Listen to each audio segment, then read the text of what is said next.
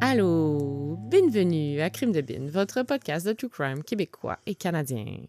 Préféré. Excusez. Ouais, mais Mel, t'étais pas concentrée, là? J'étais en train de lire ce que j'allais dire. Je voulais être préparée, dans le fond. Ouais. Fait que ça a fait en sorte que j'étais encore moins préparée. Nos débuts sont toujours aussi excellents. Oui, alors on est là et on est en compagnie de un public. Un public. Un public. Lal. Oui, notre ami Lal. Merci d'être là, Lal. Oui. Très fine. J'ai un shout-out à faire. OK, vas-y. Le Charlotte qui s'est déconcentré Oui. Au début de l'épisode. C'est parce qu'ils sont difficiles. Je les prends en note, les shout-outs. Puis là, j'essaie comme de... Pas d'en choisir un, mais je les lis. En tout cas, bref. Renée Bertrand qui veut faire un shout-out à ses collègues Marie-Jo et Sydney. Elle dit « Salut les filles, juste que j'aimerais faire un petit coucou à mes deux collègues Marie-Jo et Sydney qui m'ont fait l'honneur de me faire découvrir votre podcast. Ça serait cool, puis en plus, ça va les gêner, donc c'est un plus. Lâchez pas, vous êtes super. C'est toujours bon. C'est toujours bon, ça. Quand on peut gêner des gens, on y va. Ça m'a bien fait rire. J'ai aussi une information pertinente qui nous était envoyée de manière anonyme sur Instagram. Et c'est par rapport à l'épisode de Jolene Riendo. Parce que, oui, comme on spécifie souvent, on n'est pas on travaille pas dans le domaine policier, on n'est pas des avocates et tout. Donc, il y a beaucoup de gens qui nous écrivent pour nous expliquer des concepts qu'on ne comprend pas. Donc, spécifier plusieurs trucs par rapport à l'épisode de Jolene Riendo, qui est sorti pas longtemps. Ça doit être genre 78, 79, quelque chose comme ça. Ouais. Elle dit que des CCC, c'est des centres correctionnels communautaires, c'est des maisons de transition au fédéral. Puis que quand c'est des sentences de plus de 2 ans, c'est absolument au fédéral. Ouais. Puis elle dit provincial, c'est moins de 2 ans ou c'est quand tu es détenu en attendant un procès. Elle dit aussi qu'au provincial, c'était ça la notion importante. Au provincial, c'est des agents de probation. Puis au fédéral, c'est des agents de libération conditionnelle. Ah! C'est ça la différence. OK. Puis elle dit aussi par rapport au registre des délinquants sexuels, ça se demandait si c'était public comme aux États-Unis. Là, elle a fait un gros nom de la tête. Nous, on le savait pas, OK? Ouais. Elle dit qu'il faut avoir été sentencié pour y être enregistré. La durée de l'inscription est décidée par le juge. Ce sont les délits sexuels de tout genre. Exemple, les exhibitionnistes. C'est pas juste des pédophiles extrêmes. Là, ça peut être des petits délits aussi. Elle dit que c'est pas public, juste aux États-Unis. OK. Donc, tu vois, pour des gens, c'était clair. Pour d'autres, comme nous, c'était pas clair.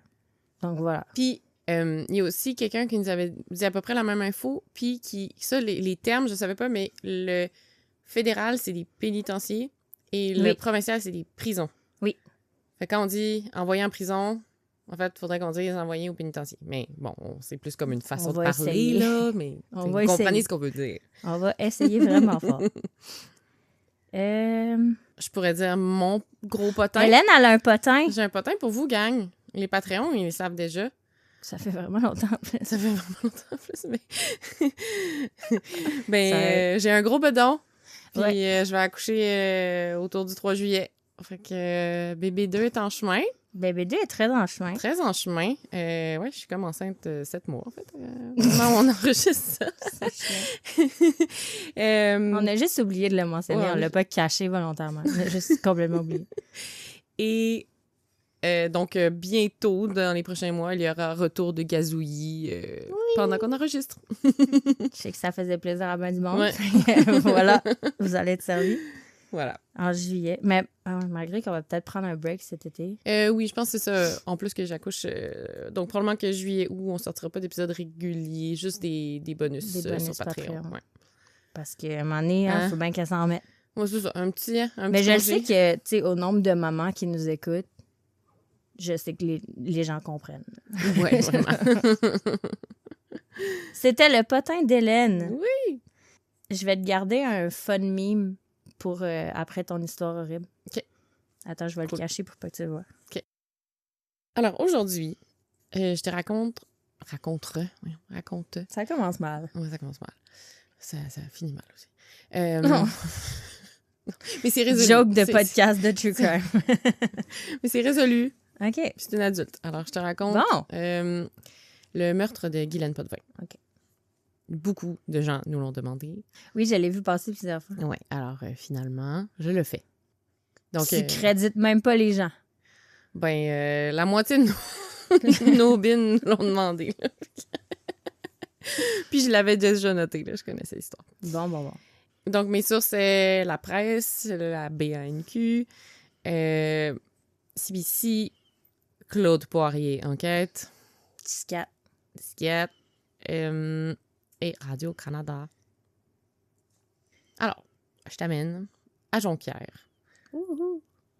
dans ton patelin. Mon hood. Ouais. En avril 2000.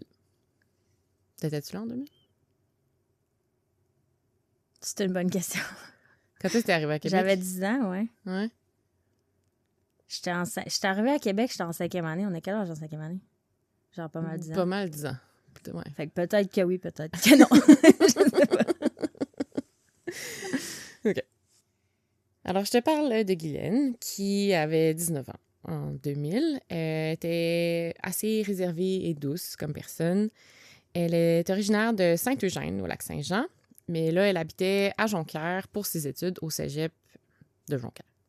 Elle est en appartement sur la rue Panet, pour ceux qui connaissent Jonquière, avec 2 colocs, 2 amis de filles, dans le fond. Elle étudiait en éducation spécialisée. Et apparemment aussi qu'elle se préparait à faire une mission humanitaire à l'étranger. Of course. Ouais. Puis là, cette histoire-là, tu sais que quand ça se passe au Saguenay, j'ai mes sources. Oh, c'est vrai? Ouais. Fait que j'ai parlé à quelqu'un qui la connaissait. Shit. Qui était dans son cercle d'amis. OK. À l'époque. Ouais. Wow. Ouais. Je la nommerai pas. Elle m'a pas dit. Bon, là, les dates, c'est gossant. Là. Depuis le début de mes recherches, j'avais trouvé le 28 avril. Puis là, à la fin, dans les articles de Radio-Can qui relataient du procès, ça disait le 27 avril. Fait que là, écoute, le 27 ou le 28 avril okay. 2000, Guylaine, elle passe une bonne partie de sa journée à faire un travail d'école avec son amie Audrey. Puis les deux vont manger au resto et vers 18h, elle rentre chez elle. Le lendemain, à 9h, les deux devaient présenter leur projet dans un CHSLD. Elles avaient donc convenu de se lever tôt, de s'appeler tôt le matin, puis d'aller faire ça. Donc, le lendemain matin, Audrey, elle se lève vers 6h30 et elle appelle Guylaine. Mais pas de réponse. Au début, elle se dit, bon, elle doit être dans la douche. Fait que là, elle se prépare, puis en même temps, elle essaie comme de rappeler plusieurs fois. Toujours pas de nouvelles. Là, elle se dit, bon, elle doit être comme endormie. Fait qu'elle se dit, OK, je me pointe en personne. Elle arrive à l'appartement, la porte est débarrée. Elle rentre. Elle connaissait bien l'appart. Elle rentre, elle appelle Guylaine quelquefois, pas de réponse. La radio est allumée et la lumière de la salle de bain aussi est allumée. Personne dans le salon, personne dans la cuisine, personne dans la salle de bain. Et là, elle voit que la porte de la chambre de Guylaine est entrouverte. Oh God. Elle n'est pas tombée dessus? Oui. Oh. Alors, elle rentre et elle voit comme rapidement Guylaine qui est étendue sur son lit, à moitié nue. Mais là, sur le coup, elle s'est comme retournée en disant « Ah, elle dort, puis elle est nue, fait que je la regarderai pas. » Fait qu'elle s'est retournée, puis elle a dit « Ah, habille-toi. » Mais là, tout de suite, elle a fait comme « Attends, non, il y a quelque chose qui va pas. » Fait que là, elle s'est retournée, elle a ouvert la porte, puis là, elle s'est rendue compte qu'il y avait des marques de violence. Donc là... Le pire cauchemar. Tu veux tellement pas que une amie comme ça, là. Ben même, l'histoire que j'ai racontée avec la petite Jessica Grimard, qui a 14 ans, que c'est son père qui la trouve sur le bord d'un ruisseau, là. Ça, c'est le... Tu t'en remets pas. Non, tu t'en remets jamais. Ouais. Donc là, elle sort rapidement de la chambre, puis elle va voir si les autres colocs sont là, mais il y a personne dans l'appart. Fait que là, soudainement, elle pense comme « Oh my God, si l'agresseur est encore là. » Fait qu'elle sort à l'extérieur. C'est un bon réflexe. Quand même. Mais là, une fois dehors, elle se dit « Ah non, j'ai pas appelé le 911, j'ai pas, comme, faut que je fasse de quoi? » Puis c'était dans le temps avant que tout le monde avait des cellulaires.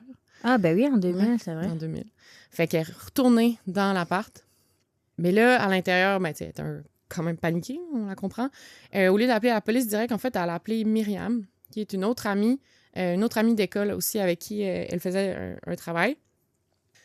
Puis là, sur le coup, Audrey est juste incapable de dire à Myriam qu'est-ce qui se passe vraiment. Elle dit juste comme, faut que tu viennes. Puis Myriam, elle la met vraiment juste à côté, fait que ça lui prend 2 minutes.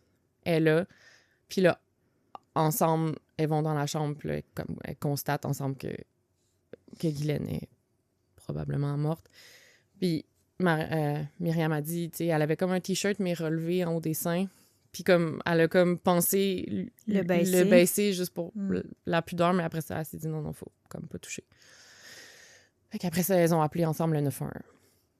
Et que là, les services d'urgence arrivent et constatent le décès de Guylaine.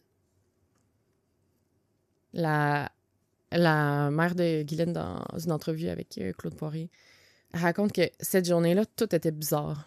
Elle dit, fallait qu'elle parte avec sa sœur, mais les deux, ils avaient comme pas envie de partir le matin. Puis après ça, ils sont allés magasiner, mais ils trouvaient rien. Ensuite, ils sont allés dîner, puis c'était pas bon. Tu sais, c'était comme une journée où genre rien marchait.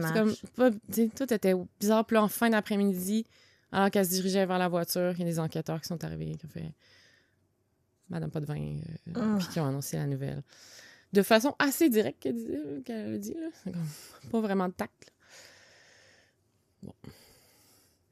Alors, je te parle de la scène de crime. Les premiers policiers sur les lieux constatent que la chambre est enfouie. Guylaine était quand même quelqu'un de très ordonné. Donc, elle était étendue sur son lit, t-shirt relevé au-dessus de la poitrine. Elle a des marques de violence au visage, un traumatisme contondant à la tête, aux épaules, une marque de morsure sur le sein gauche et des blessures autour du cou et des organes génitaux. Elle serait morte par asphyxie. Par un mélange d'étranglement manuel et d'étranglement par ligature, donc avec un objet. Puis tout près du cou de Guylaine, en fait, il retrouve une ceinture dont la boucle est cassée. OK, ça avait eu beaucoup de... Elle a combattu beaucoup. Ouais. OK. La conclusion est que Guylaine a été battue, agressée sexuellement, puis étranglée avec la ceinture. Et l'autopsie révèle que le meurtre aurait eu lieu entre 20h et 22h la veille. Guylaine était alors seule dans son appartement. Ses 2 colocs qui n'étaient pas là ce soir-là, en fait, sont pas revenus coucher à la maison du tout. Il y avait une de ses colocs, Mélissa, qui était chez ses parents au Lac-Saint-Jean, qui était partie cet après-midi-là. Puis l'autre, j'ai pas son nom, mais elle était allée voir une pièce de théâtre avec des amis. Puis elle est allée coucher chez son chum après.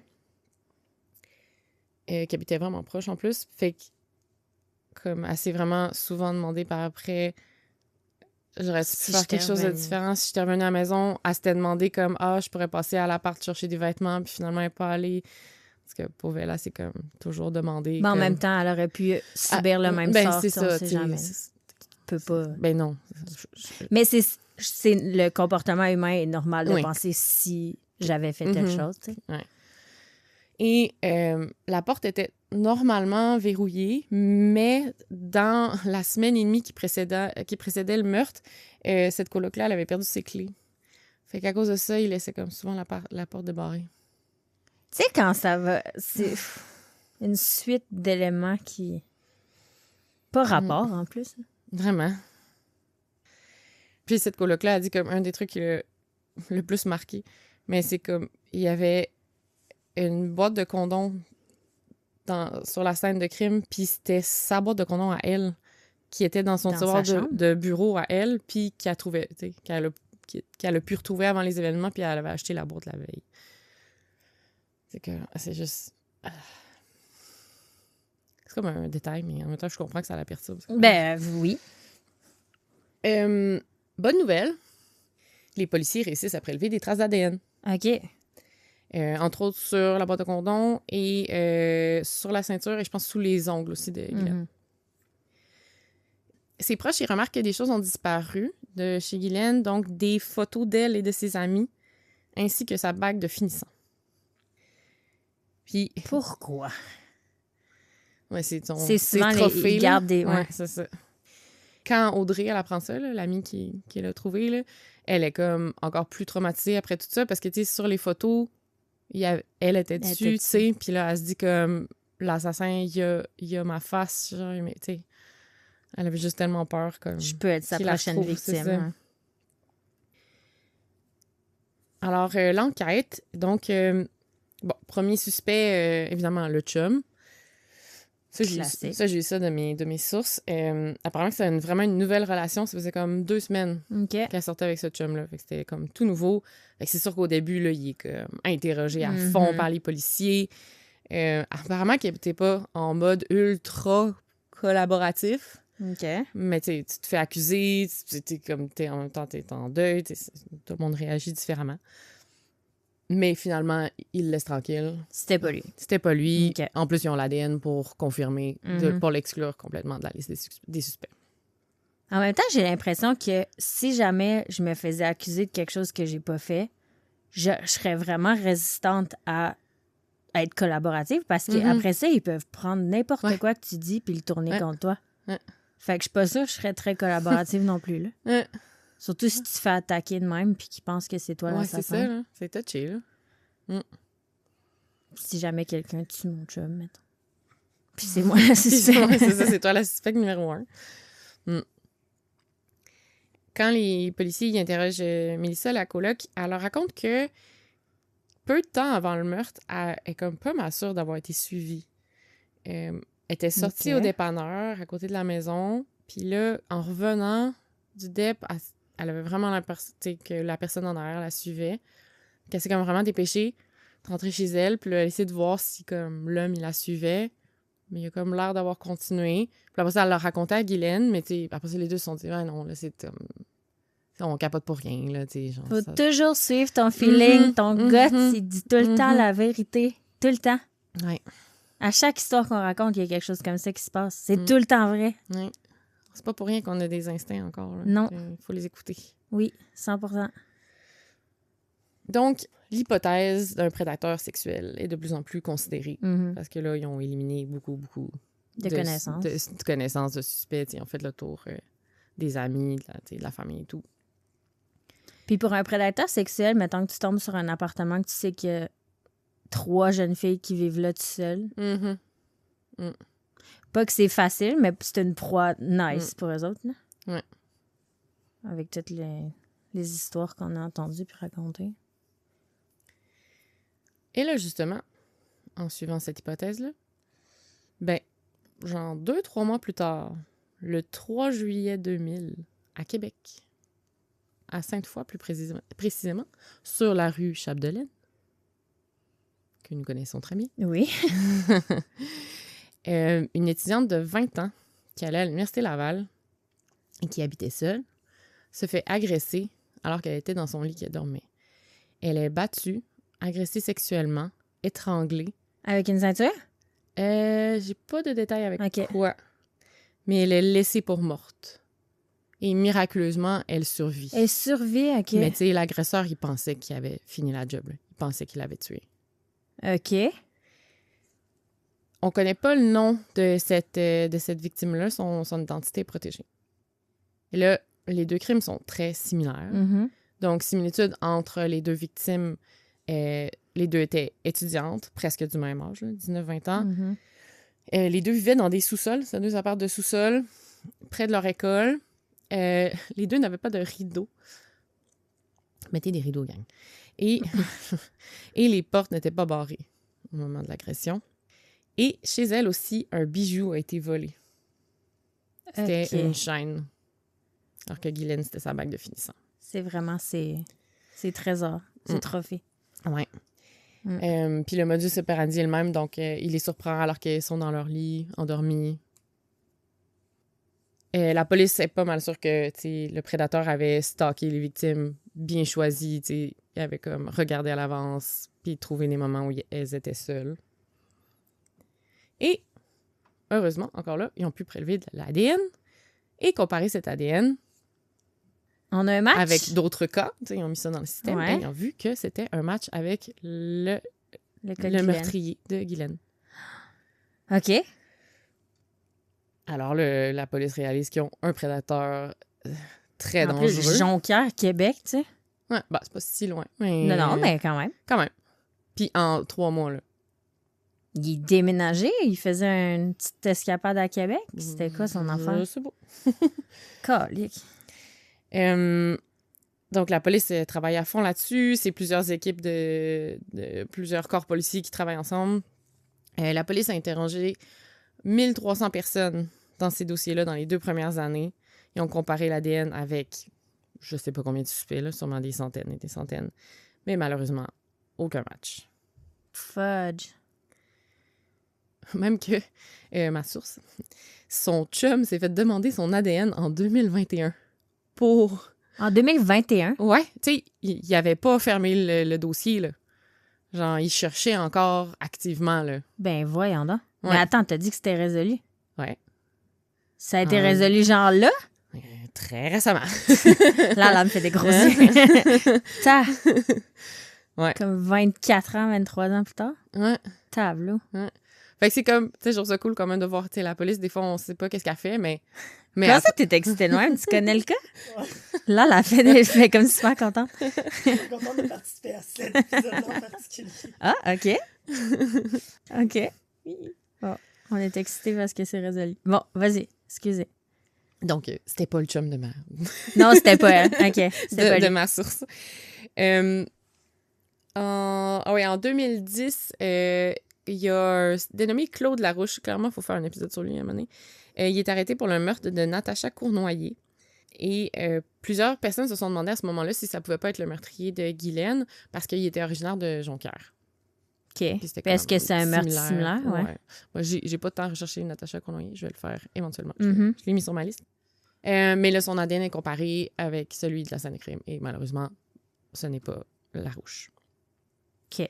Et en 2022, l'espoir de résoudre ce cas renaît grâce aux avancées de la généalogie génétique.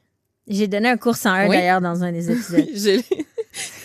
Je l'ai mis dans mon prochain paragraphe. Je pense si vous voulez bien comprendre le processus de généalogie génétique, allez écouter l'épisode de la mise à jour sur Sharon Pryor qu'on a sorti environ au printemps l'année passée. Ça fait quasiment un an, ouais. Ça fait pas mal un an, ouais.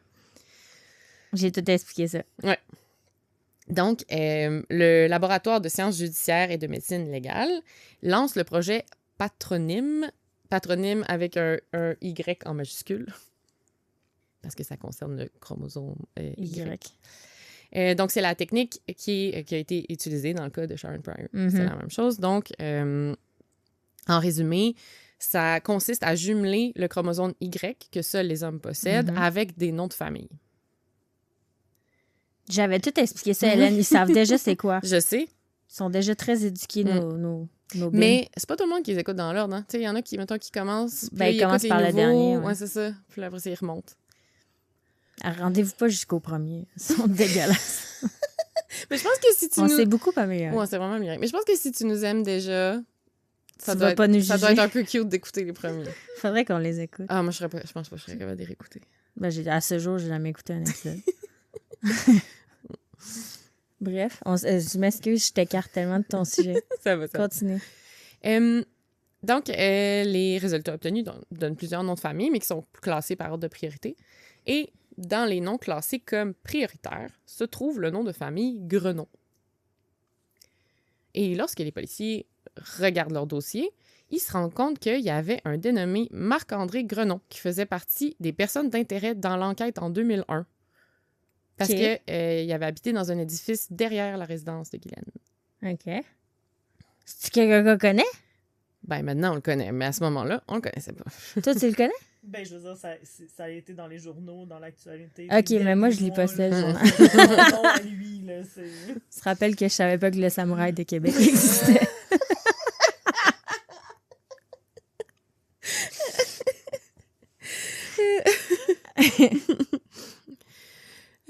OK. Donc, les policiers retracent Marc-André Grenon et le mettent sous surveillance et tentent de récolter son ADN sans qu'il s'en rende compte. OK. Ils volent sa tasse à café, genre? C'est pas mal ça. Donc, en août 2022, le sergent Christian Royer est chargé de faire la filature de Grenon. Alors, lui et son partenaire sont postés devant l'appartement de Grenon. Et là, il voit sortir et embarquer sur le siège passager d'un véhicule conduit par une femme. Et que là, il décide de le suivre. Et dans le fond, Grenon et la femme s'en vont au cinéma. Alors, les policiers le suivent à l'intérieur, ils achètent des billets pour la même représentation. Et, On dirait genre une histoire de film. hein? Et c'est des places assignées, réussissent à obtenir les places directement à gauche de Grenon. Genre, direct à côté. Ouais. Fait que l'enquêteur Royer, il a passé les 2 heures du film à côté de Grenon, à le surveiller, à le regarder boire sa liqueur, puis à vérifier que personne d'autre touchait la liqueur. Et il raconte ça au procès, là, puis il dit « Je peux vous dire que je n'étais pas très concentré sur le film. » Je sais pas c'était quoi le film. C'est sûr que lui non plus, c'est pas c'est quoi. Finalement, le film se termine et les 2 enquêteurs suivent Grenon à l'extérieur du cinéma, puis là, ils voient qu'une fois à l'extérieur, il jette la liqueur dans les poubelles. Fait que là, boum, il ramasse ça avec des gants, amène ça au laboratoire pour comparaison. Et c'est un match avec l'ADN retrouvé sur les 2 scènes de crime, donc sur celle de Guylaine et sur celle de la victime de Québec. En octobre 2022, donc 22 ans après le meurtre de Guylaine, Marc-André Grenon, 47 ans, est arrêté à Granby, en Montérégie. Alléluia. Quand même. 22 ans. 22 ans après. C'est fou. Mais au moins, closure. Mm-hmm. Donc, il est accusé du meurtre premier et d'agression sexuelle de Guylaine. Il plaide non coupable. Et il est aussi accusé d'agression sexuelle et de tentative de meurtre sur la victime de Sainte-Foy, qui va se faire dans un procès séparé. Donc là, le procès pour le meurtre de Guylaine s'est terminé genre il y a un mois et quelques, là, genre il y a quelques semaines. C'est vraiment récent. C'est pour ça que j'attendais pour faire l'histoire, j'attendais la conclusion du procès. Mais j'ai pas... Je pense que le meurtre sur l'autre victime n'a pas eu lieu du tout encore. J'ai rien... J'ai le pas trouvé procès, d'article. T'as dit le meurtre. Excusez. Le procès. Le procès pour l'autre, la tentative de meurtre, dans le fond, il n'a pas encore eu lieu. OK. À suivre. Ouais. On va vous faire un update. Ouais, clairement. Après l'arrestation, les policiers ils ont fait un appel au public pour essayer d'identifier d'autres victimes de Grenon. Parce qu'ils sont convaincus qu'il y en a plus. Puis moi aussi. Ça serait certain. Il a fait 2 victimes en genre 3 mois. Il y a 20 ans. Il y a 20, tu sais. Puis il s'est pas fait de pogner. Non, c'est ça. Ça veut dire c'est ça. Qu'est-ce qu'il a fait dans les 30 dernières années, tu sais? Ouais. Puis, tu sais, il a dû commencer par, classique, là, genre par des trucs moins graves qu'un meurtre. Mm-hmm. Parce que, tu sais, Guylaine, c'est quand même un meurtre, là. Puis l'autre, c'était une bonne tentative de meurtre. Mais souvent, en plus, les premiers meurtres, avec les histoires qu'on a faites, c'était accidentel. Tu sais, c'était pas prémédité dans le sens où il allait pas la tuer. Il allait la violer, l'agresser. Mais son but, c'était pas de la tuer, mais sûrement qu'elle, elle s'est tellement débattue que c'est vrai que ça a fini comme ça. Ouais. On apprend qu'il y a quand même des antécédents judiciaires, mais c'était pour des crimes mineurs, là, fait que vers la fin des années 90, et aussi, il avait été reconnu coupable dans plusieurs vols de faible valeur avant et après le meurtre de Guylaine. Des petits bijoux? Ouais, des petits bijoux, peut-être. Alors, le procès a débuté en janvier 2024, cette année. OK. Ouais. J'étais où, man? Dans ta caverne, à encore? Longueuil, yes. Les nouvelles, ça rentre pas. À Longueuil. Ouch. Je me suis pété en tête. Ah non.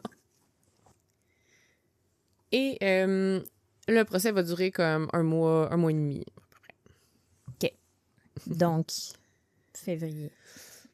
Ouais. OK. Puis... Donc, puisque le meurtre de Guylaine et la tentative de meurtre sont jugés séparément, dans la sélection des membres du jury, il faut comme ils essaient de trouver du monde qui sont pas au courant. OK, c'est devant le jury. Genre moi? Genre toi t'as été un bon membre du jury. Zéro au courant. Puis ils n'ont pas le droit de parler de cet autre cas-là dans le procès. T'sais. Ils n'ont jamais le droit, mais ils en parlent tout le temps. Ça, je vais pas dire le nom, mais c'est le gars qui est dans le journal juste là. Ils finissent tout le temps par en parler. Même qu'à un moment donné, comme dans le procès, il y avait genre des documents qui comme faisaient comprendre qu'il y avait comme un autre collier, puis là, il y avait comme dû comme retirer ces documents-là, faire une pause pour comme pas que le jury le voit. En tout cas. Aïe, aïe. C'est compliqué quand même. Surtout aujourd'hui, l'information en circule en temps. Vraiment.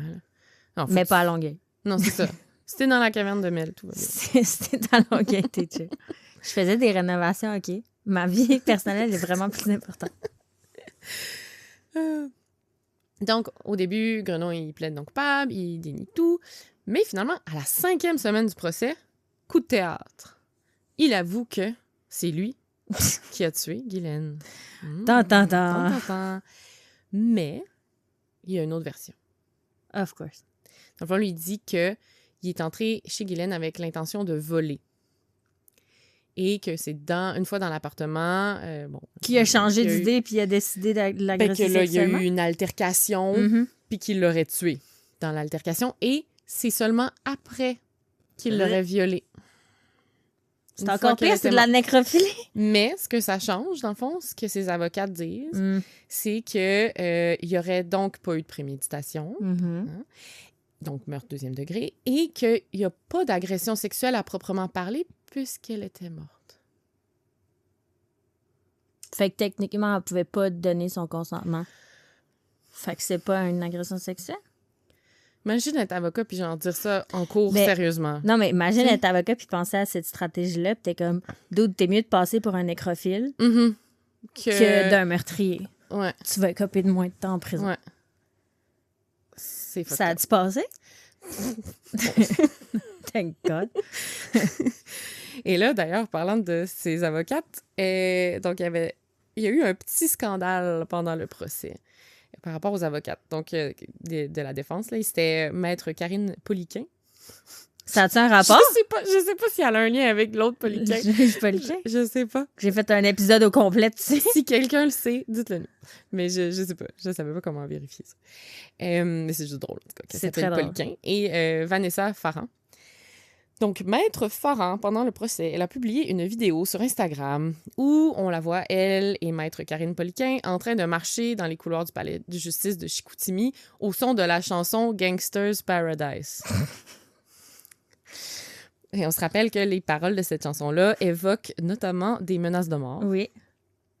Et la publication était accompagnée de plusieurs hashtags, dont les hashtags exposure, hashtag exposure et hashtag HTGAWM, qui veut dire How to get away with murder. Mais quelle conne! J'ai rien d'autre à dire. C'était pas leur meilleur move. Donc, évidemment, cette vidéo-là... Il marche sur Gangsta. Oui. Ouais. Alors, c'est qui a laissé des enfants dans le barreau? Ça, c'est des fucking Gen Z. Mais... Non, il y en a une qui avait l'air plus quand même de notre âge, plus millennial. OK. J'ai l'air d'une hater sur les Gen Z, mais... On vous aime les Gen Z. Non. C'est pas vrai. Donc, cette vidéo-là n'est pas passée inaperçue et Patrick Lagacé s'est bien gâté un article là-dessus. Thank God! Vas-y, mon Pat! Où il les a ramassés un peu. How to get away with murder, come on. Le barreau la nécrophilie, c'est ça la réponse. C'est ça. Donc, le barreau du Québec a ensuite réagi à l'article de Patrick Lagacé pour dire leur réaction officielle. Le barreau du Québec tient à informer la population qu'il n'encourage en aucun temps chez ses membres un comportement tel que celui qui a été rapporté par les médias ou vu sur les réseaux sociaux. Genre, aucunement spécifique. Genre, on n'encourage pas les mauvaises affaires. Ouais, ben c'était vraiment directement par rapport à la vidéo. OK, là, mais quand donc, même. Donc, il n'encourage pas mais... ses comportements. OK. Voilà. Ça, c'était le petit scandale. Fait que j'espère que les filles ont appris leur erreur. J'espère qu'ils ont perdu... Ils ont-tu perdu leur leçon? Non. Parce que moi, je les engagerais pas.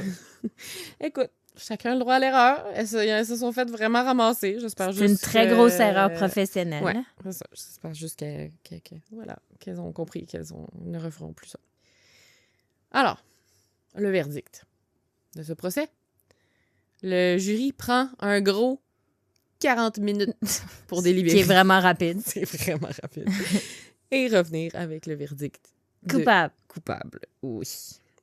Alors, Marc-André Grenon est condamné à la prison à perpétuité sans possibilité de libération conditionnelle avant 25 ans. Et là, après avoir prononcé le verdict, le juge François Huot s'est tourné vers Marc-André Grenon et lui a demandé s'il avait des excuses à présenter aux parents de Guylaine. Marc-André Grenon a répondu non. Et là, le juge, il était pas content. No shit. Je te cite ces mots. Vous êtes un lâche, vous êtes un peureux, vous êtes un pleutre. Vous me comprenez? Vous avez passé 22 ans à vivre avec une liberté injustifiée, à vous lever tous les matins comme si de rien n'était, à vous regarder dans le miroir tous les matins. Comment pouviez-vous faire ça? Pendant ce temps, Guylaine, elle, gisait 6 pieds sous terre. Pourquoi? En raison de votre dépravation morale, de votre immoralité sexuelle, en raison de votre instinct de tueur. Je n'éprouve que du dégoût et du mépris pour les gestes que vous avez posés le 28 avril 2000. Bravo. Et il l'a pas manqué? Non, il était pas content. Il était pas content. Mais surtout que tu dis, tu veux-tu t'excuser, prends le temps. Non, c'est ça. Non. Montre un petit peu de remords, quelque chose. Ouais. Hein? Un petit peu d'empathie, non? Non. Ben, rendu là, j'ai prison à vie. Qu'est-ce que tu veux que je fasse de plus? Et là, en mars 2024, il porte sa condamnation en appel. Mais sur quel... Ouais, OK, sur les quel raisons motif? Que ses avocates ont sorti, c'est que le juge François Huot aurait, entre autres, erré en droit en ouvrant la porte dans ses directives au jury à un verdict de culpabilité fondé sur la préméditation, alors qu'aucune preuve ne permettait de soutenir cette théorie. Puis on a-tu qu'est-ce qu'il a dit? On a-tu ses paroles? Ben ça, Au juge? c'est le motif. Ouais, mais qu'est-ce qu'il a dit pour ouvrir exactement? Ouais, on sait pas. Parce que c'est vrai que si ton juge est le moindrement pas impartial, c'est ça que tu te mets là-dessus. Ouais. C'est un bon move de leur part. Ouais. Ça a-tu marché? On n'a pas encore la réponse. OK. Pour savoir si l'appel va être entendu.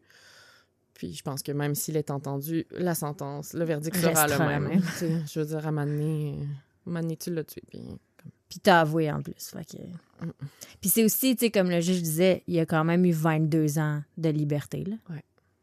Parce que techniquement, sa libération conditionnelle, s'il avait été emprisonné au bon moment, genre quand ça s'est passé, sa libération conditionnelle aurait été là, genre très bientôt. Ouais.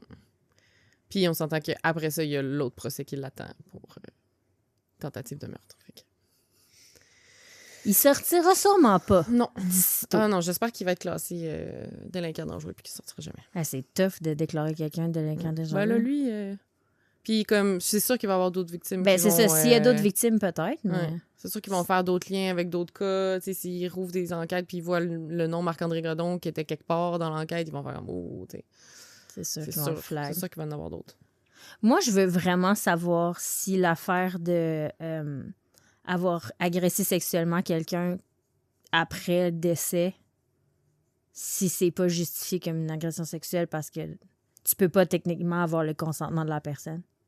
Je veux savoir. Je sais pas. Dites-moi, quelqu'un. C'est peut-être effectivement un délit différent. C'est peut-être... Mais c'est quoi de bas? Nécrophilie, tu sais. Ouais. Mais si outrage au cadavre, en fait. Ce serait ça? Ouais, je pense que ce serait ça, effectivement. Plutôt qu'agression sexuelle. Ben, confirmez-nous, nos amis dans le domaine de la loi. Voilà. Ça m'écoeure. C'est, ouais. Ouais. C'est terminé? Il est dégueulasse. Juste un petit mot pour dire que pour la famille de Guylaine, le mois d'avril est très difficile parce que c'était son anniversaire le 3 avril et elle est morte le 28. Donc, c'est un mois très dur pour la famille. Puis en plus, j'avais comme pas réalisé, mais on est en avril. On est en avril. Puis je sors l'épisode. Et elle aurait eu 43 ans ce mois-ci. Oh. Voilà. C'était l'histoire de Guylaine. C'est toute qu'une histoire, en tout cas. Ouais, et du gros dégueulasse de Marc-André Grenon. En plus, tu verras sa photo, là, il m'écoeure. Ah ouais? Ah ouais. Ben, c'est rare qu'ils sont beaux pis fins. Ouais. À part Paul Bernardo était cute. C'est vrai. À part ça. Voilà. Alors, c'est sûr qu'il y aura mise à jour sur ce cas une fois qu'il y aura l'autre procès, puis l'appel aussi, voir ce qui va se passer. Si je le vois passer, je vais pas regarder. Moi qui lis mon journal à tous les matins. Ben oui. S'entend que c'est pas parce que l'actualité m'intéresse pas, c'est parce qu'on est avec ce podcast-là. Comme je dis souvent à la blague aux gens qui nous écrivent, genre, je m'ennuie pendant les 2 semaines que vous faites pas l'épisode, puis je suis comme, ça fait du bien des fois de pas penser à un meurtrier ou un pédophile ou un tueur en série, tu sais. Juste de s'aérer l'esprit un petit peu. Ça fait du bien. Quand même. Malgré que je sais que la communauté True Crime de Montréal et du Québec est assez très intense, puis qu'ils en veulent toujours plus. Je sais pas. Mais moi, ça me fait du bien, en tout cas, de pas y penser des fois. Fait que voilà. Moi, j'avoue que je fais le tour de la section faits divers. Vous êtes toutes fous. Vous êtes toutes tous les fous. jours. Tous les jours? On regarde rapidement. Colin! Il y a de quoi de nouveau qui m'intéresse. C'est moi qui est un cordonnier mal chaussé? Non, je suis juste un peu trop intense. Ben, je suis pas mal sûre que tous nos auditeurs et auditrices aussi sont comme toi. Ben, je confirme parce que... Ils jugent zéro, là. Dès qu'il y a des nouvelles, ils nous les envoient. Puis je suis comme, Oui, oui, c'est je sais, je les ai vues. Moi, je suis comme, j'avais pas vu. Hélène est comme, j'ai tout vu ça. J'ai déjà écrit un épisode. Ouais, Il est enregistré. Oh là là. Hey, je vais te... Passe-moi mon ordi. Ouais, un petit shout-out pour bien finir. Oh non, t'avais un meme. J'ai un meme à te montrer. On va le publier, là. Attends, il est où? C'est... Pour ceux qui connaissent Dora l'exploratrice, c'est une photo de Dora qui a exploré Saint-Jérôme. Puis elle est rendue comme vraiment trash. Elle est dégueulasse. Elle a une clope dans la bouche. Sa peau est dégueu. Elle a des tatous d'en face. Elle a des tatous dans la face. Elle est vraiment amochée. Tu sais, il y a une photo d'elle dans le coin avant. Ça, c'est après avoir visité Saint-Jérôme. Ça m'a vraiment fait rire. On se fait un petit dernier shout-out pour la fin? Ouais. J'ai Kayla Cloutier qui fait un petit shout-out à sa maman Edith. Elle dit « Coucou les filles, j'ai 14 ans et pour vrai, votre podcast, c'est le meilleur. J'attends juste l'autre épisode. Pour l'instant, j'écoute un autre podcast, mais je ne m'y fais pas parce que je suis tellement habituée à entendre le « Allô » qu'on dirait que j'aime pas l'autre podcast. Je vous aime les bines. J'aimerais vraiment un shout-out pour ma mère. C'est elle qui m'a montré votre podcast. Elle vous adore. Edith. Oh. Bonjour, maman Edith. Ça fait cute. Vraiment. Merci beaucoup de nous avoir écrit, Kayla. C'est vraiment gentil. Fait que sur ce mime de Saint-Jérôme et ce shout-out, on vous souhaite une belle semaine. Ouais. À la bine prochaine. À la bine prochaine. I said it. Yeah. Bye.